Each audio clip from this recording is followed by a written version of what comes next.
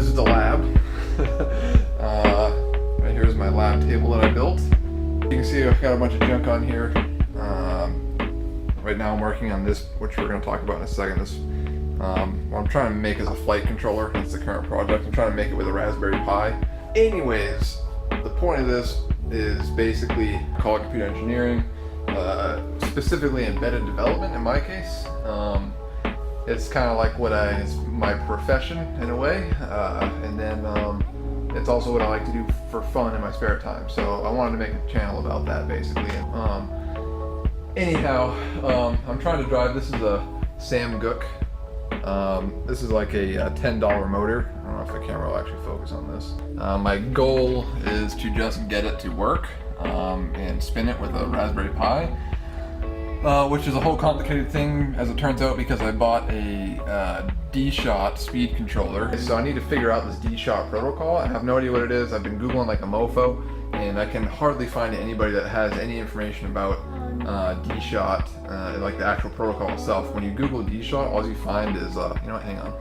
Nobody actually can tell you what the actual protocol is. So the best that I've found is that it needs a, I guess it's a 16-bit, a 16-bit signal where the first, it looks like 11 bits are the throttle, and then you have a bit for telemetry requests, and you've got some CRC, you've got 4 CRC bits. But before I can even get to any of that, this motor mounted to something, because I was able to actually successfully spin this thing up at one point.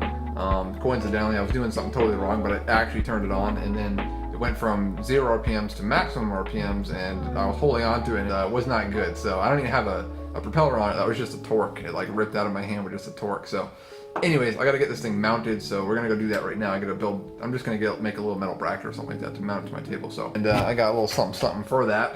A little bit of first person. All right, let's go make a mount.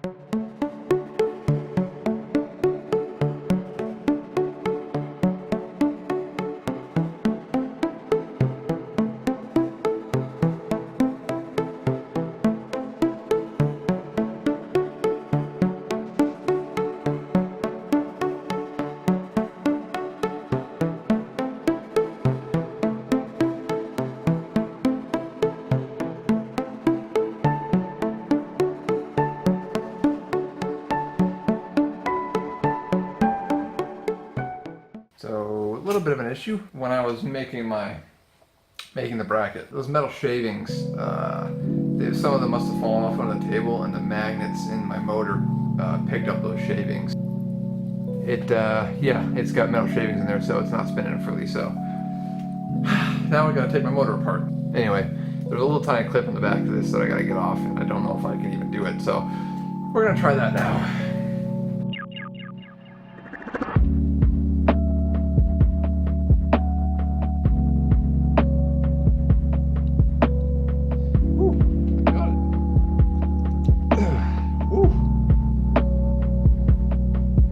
This is not what I want to be doing right now.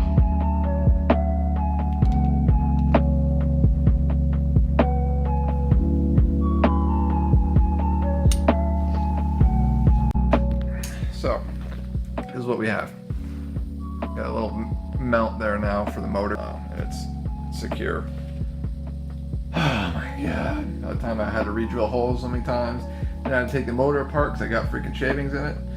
Oh my goodness. Alright, now I can actually finally start working on trying to write some code to actually drive the stupid thing.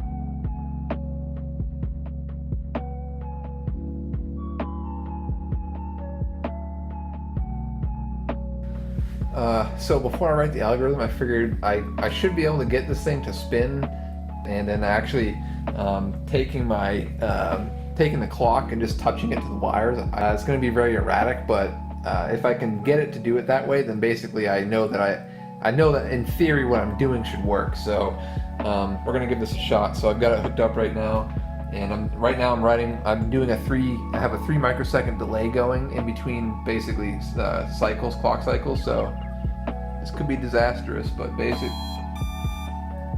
what I'm doing right here, I don't know if you guys can see what I'm just jamming this pin in here really fast, and I'm just randomly giving it a bunch of data. There it goes, yay!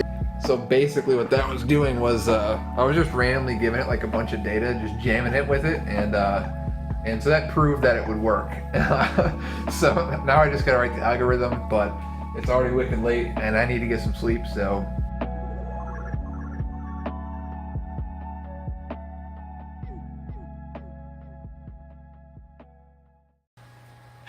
So another update. I'm kind of stuck at this point. In code, I'm generating the signal, I think, correctly. So so this is what I'm getting basically. So let's run this real quick. I'll run my code here, which is really simple code. Besides that one telemetry bit being 0, this is essentially a maximum int, right? Max unsigned int. And here, all I'm doing is just writing each one, doing an AND with a 1 to grab the least significant bit and work my way across. The logic is sound anyways, but the problem that I have is that what ends up being a 1.5 microsecond delay. Each pulse should be 0.835 microseconds or 835 nanoseconds. But you can see that that's not the case, and there's something's not right. Basically, and you can see that I've only got 1, 2, 3, 4, 5, 6, 7, 8, 9 bits here.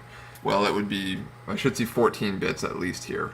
And I only see 9, and you can also see that there's some weirdness going on here. There's like this hole in it, and it's really just some inconsistent stuff. You know, I'm at the point now where I think my code is the most accurate that it has been, and the most correct.